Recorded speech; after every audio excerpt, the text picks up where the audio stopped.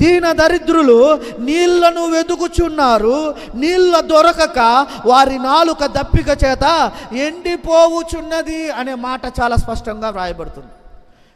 దేవుని వాక్యము, ఎవరు వెతుకుతున్నారు నీళ్ళని? ఎవరు వెతుకుతున్నారు నీళ్ళ కొరకు? దీన దరిద్రులు వెతుకుతున్నారు. దీన దరిద్రులు వెతుకుతున్నారు.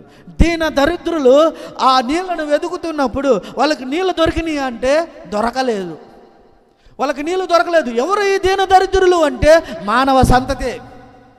దేవుడిచ్చిన ఐశ్వర్యము పోగొట్టుకున్నాం, దేవుడిచ్చిన ఆరోగ్యమును పోగొట్టుకున్నాం, దేవుడిచ్చిన మహిమను పోగొట్టుకున్నాం, దేవుడిచ్చిన ఆ ఏదైనా తోటను పోగొట్టుకున్నాం. శపించబడిన నేలలో ఆ నేలను దున్నుతూ ఆ పంటను పండిస్తూ దీన దరిద్రులుగా ఉన్న వారు ఎవరయ్యా అంటే నీవు నేనే.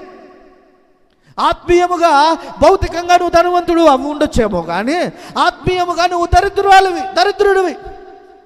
దేవుని మహిమను పోగొట్టుకున్న మనము దరిద్రులము, దేవుని ఆశీర్వాదమును పోగొట్టుకున్న మనము దరిద్రులము.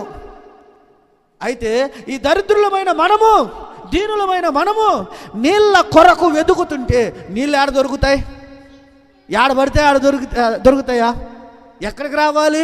దప్పిక కొనిన వారులారా నా యొద్దకు రండి అని దేవుడు చెబుతుంటే మనము దేవుని యొద్దకు రాకుండా, మనము దేవుని సన్నిధికి రాకుండా, మనము దేవుని సంగమునకు రాకుండా లోకంలోను అక్కడ ఇక్కడ నీళ్ళ కొరకు వెతికితే ఈ నీళ్లు దొరకవు, జీవజలము దొరకవు. ఈ జీవజలము దొరికే చోటు ఒక్క చోటు, అది దేవుని సంఘము, అది దేవుని ఇల్లు.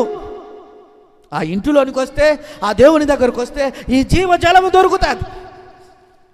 అందుకనే యేసు క్రీస్తు ప్రభువారు ఈ భూమి మీదకి వచ్చింది బీదలకు సువార్త